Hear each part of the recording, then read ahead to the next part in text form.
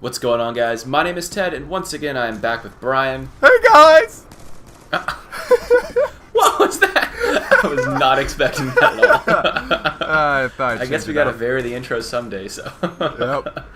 Alright, so this is Brian. He's not a faggot, I promise. No, I'm gay, I swear! Oh god, no, I'm not gay though. Anyways, the first kill streak we're going to talk about today is Ground Jammer, and this is moving on off of the support kill streaks we talked about yesterday. We're moving on now with Ground Jammer, which is a 12 support kill streak. So you can die in between, take your time getting to this 12 point, but once you do, you get the Ground Jammer, and this disables all enemy SATCOMs and kill streaks, which seems very EMP-esque to me, doesn't it, Brian? Yeah, definitely. If you guys remember playing Modern Warfare 2, they first introduced the EMP then. It was an assault kill streak because that's all they had. It was a 15 kill streak, I'm certain. But yeah, it basically did that. Then it gets rid of the dot in your red dots and holographic sights. A lot of people that aren't so good at the game, that really screws with them. They don't know what to do. They're kind of freaking out. So it's kind of helpful, I guess I would say.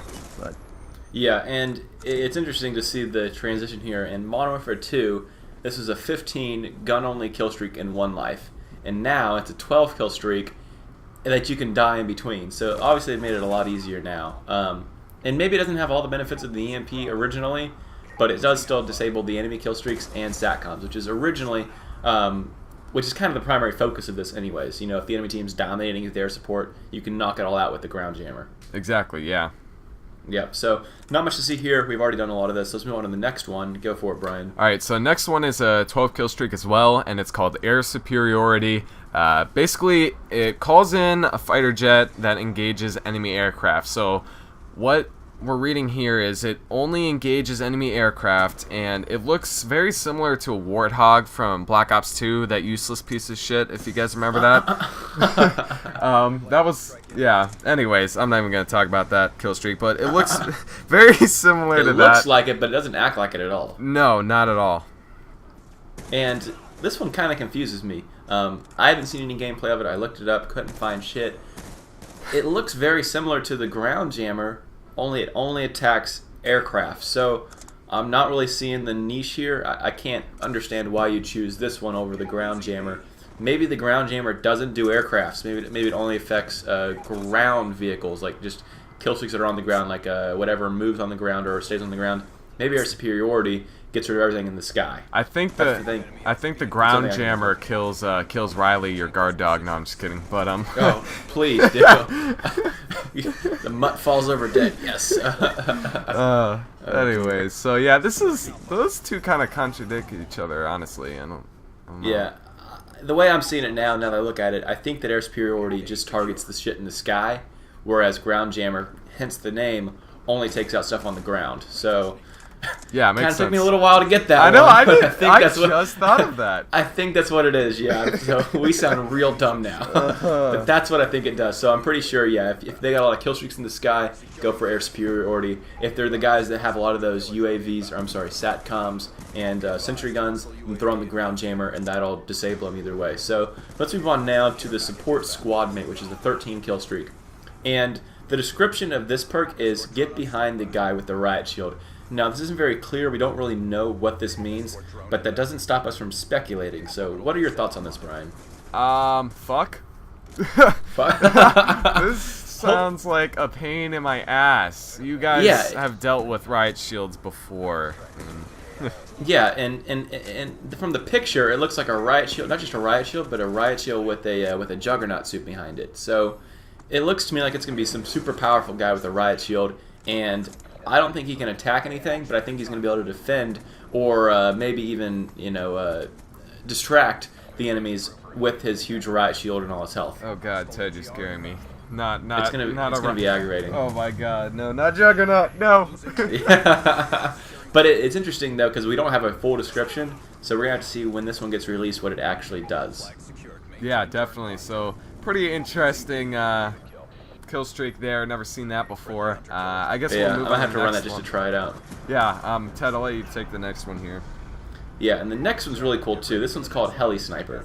This one's also 13 kills, and you call in a helicopter with a sniper on board. You control the sniper and the helicopter. You can move it around the map at your will by pressing the RB and LB.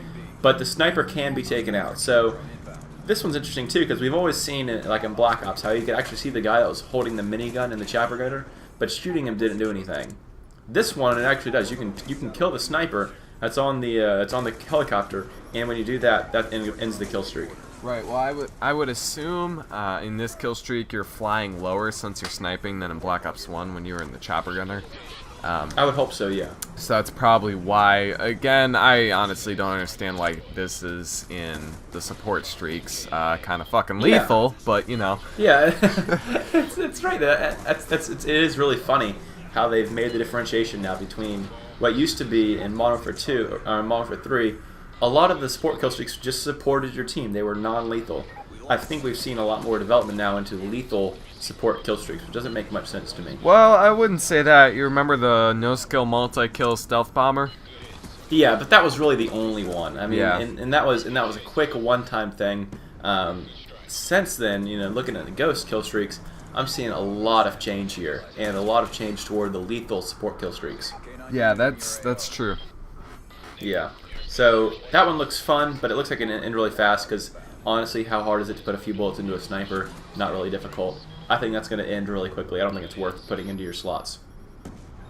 Alright, so the next kill streak is Oracle, which is really, we don't know what the fuck it is. Oracle system, yeah. The tag says use GPS technology to detect and display enemies. So this is really all to your imagination, honestly. Maybe you could see people through walls, maybe it's like a Blackbird on the UAV. We really don't know. And the other thing about this is that because there's not much information about it, I'm not going to try to feed y'all some lines about, you know, it's kind of like this, kind of like that. Speculate all you want, but we really don't know what this is at this point. We're going to have to see some gameplay footage, or we're going to have to see an official release before we understand this kill streak entirely.